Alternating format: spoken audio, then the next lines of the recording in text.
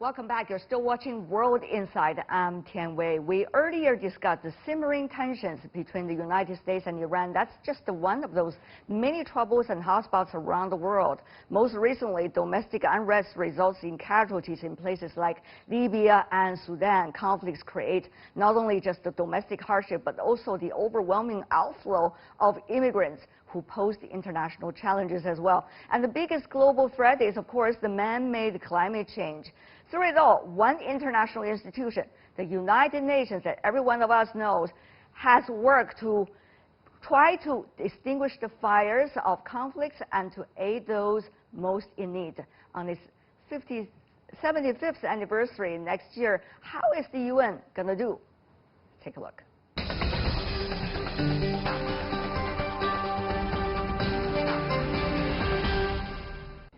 And I'm joined here in the studio by Fabrizio Hochschild, who is the UN Assistant Secretary General. Sir, good to see you in Beijing. It's great to be here. Thank you so much for having me. Thank you for joining us in the Beijing studio. First question for you. You've been talking about the world in transition. Transition within transition. Exactly what you meant. Well, we're witnessing changes across the globe. Geopolitics, geopolitical rivalry, after a long time of relative quiet and relative good cooperation between the major powers, rivalry is now back with a vengeance, and that's creating a lot of global uncertainty. On top of that, we have very unsettled regional rivalries. We see this in the Middle East, over Syria, over Yemen, over Libya. We also see it in Latin America, around Venezuela. So at a regional level, we have many, many difficulties. And then at a national level, at least in the West, we see major political transformations. So both at a national, a regional, and at a global level, there's much greater uncertainty and anxiety, I think, than we've seen in many decades. Earlier, the Secretary General of the United Nations talking about international institutions of the 20th century only. However, we are facing the 21st century sets of challenges, including, I guess, with the UN. What does it mean to the UN, given the current circumstances? Well, the United Nations is premised on the idea that nations are ready to come together to work together to solve global problems. Yes. And today we're living a fundamental contradiction where global problems are arguably more acute than ever before. And I'm thinking of climate change, I'm thinking of the disruptive effect of new technologies, I'm thinking of demographic changes with aging populations in many regions and youth bulges in the others. I'm thinking of growing problems of inequality within and between countries. And these are all problems that can only be solved through global cooperation, and yet at the same time, many nations are turning their back, or at least not giving the same priority to international cooperation, to global solution solving. So we really have a discrepancy between some of the challenges we're facing and the readiness of countries to work together to address those challenges. And that threatens the sustainability of a peaceful future. And I think that's very worrying. It's also worrying in terms of meeting the Sustainable Development Goals. But the question really is, isn't it, that how would you be able to do it? Because inspiration talks like this that we are having right now certainly would persuade those who already agree with you. And yet those do not agree with you, they always have their own approaches. And it seems that they have a bigger voice, apparently, even in social media. So I really wonder, Mr. Assistant Secretary General, about that reality. Well, I think, the voices that tend to get heard on social media are often the voices that are the most shrill, that are the most sharp, that are the most extreme. But they're not necessarily the voices that are the most representative.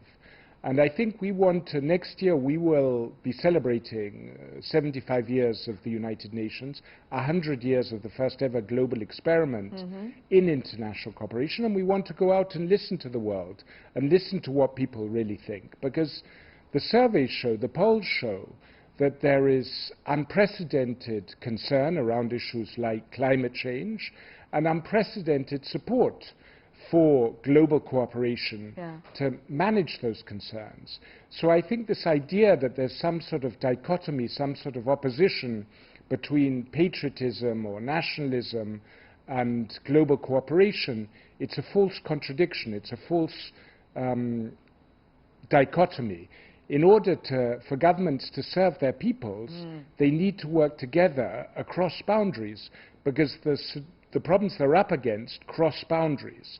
So putting up walls, ignoring what's happening elsewhere, getting into battles with others is not going to help in terms of solving problems, many of the problems their own populations face. A whole different generations being brought up with the belief that there is globalization and it's just around us and we need to work for the better form of it.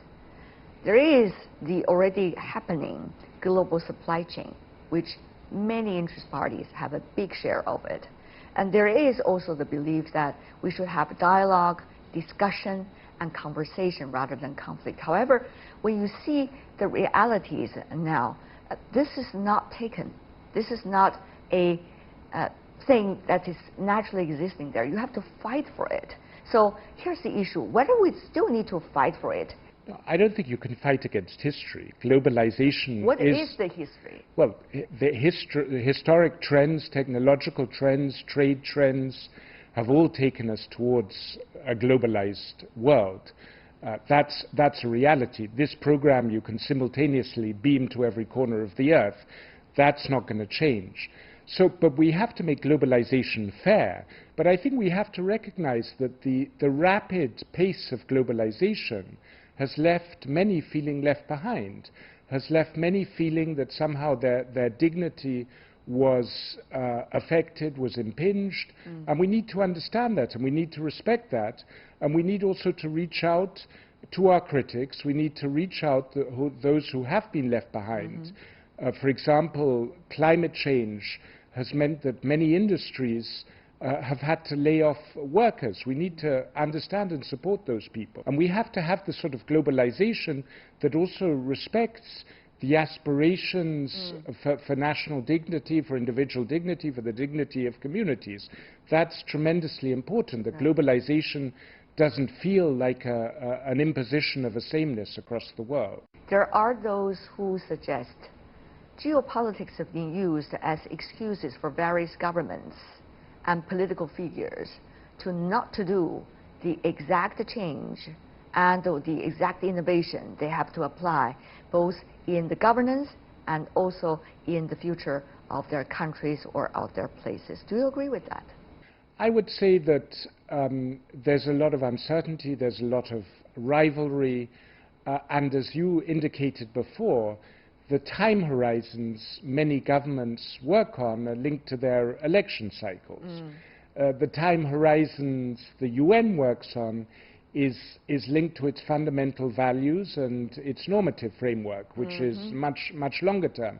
And I think if you ask diplomatic representatives in New York what their main interests are for this or that meeting, you'll get very different answers. If you ask diplomatic representatives in New York what the priorities are for their children and grandchildren, I think you'll hear exactly the same things. So I think we need to get the debate back to the sort of future everybody wants. And by talking about that, I think we'll see that there are tremendous communalities and common inspiration and common value sets across continents, across countries. And that's what we need to find again to deal better with the emerging threats. One would feel inspired by your words, Mr. Assistant Secretary General. However, let me point out other realities. That is, things are coming ever more short-term in terms of how people look at things. You got crisis going on with the European Union. Some suggest that, for example, with Brexit. You also have the geopolitics between China and the United States, which is moving on a daily basis. Meanwhile, you have changes of global supply chains that seem to have very different division of labor among economies these days. Well, at the same time, you have terrorism, even online terrorism, that is going on. So whether it's development, whether it's peace and security, whether it's the governance, global governance issue, these are all facing daily challenges. And therefore, how would you expect people to be able to look forward to the so-called common consensus and the common issue? Is it realistic, Mr. Assistant Secretary General?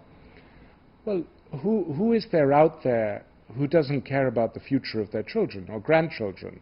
I think that's real.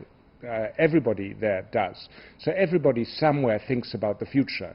Sadly, they don't always bring that thinking into diplomacy or into government affairs as much as one would like. And yes, there are many negative trends that are tremendously worrying, but there are also important steps forward.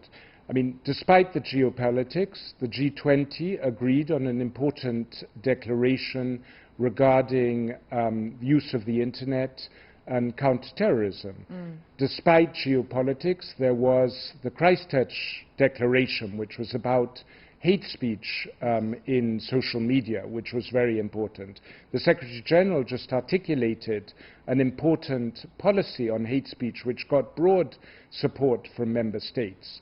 Despite the trends, the vast majority of nations at the end of last year agreed on an international compact on migration, which is a very controversial subject, which nobody ever believed you could get agreement around. So the trends are contradictory, and there's no lack of negative developments, but that shouldn't make us lose sight of the positive forces out there.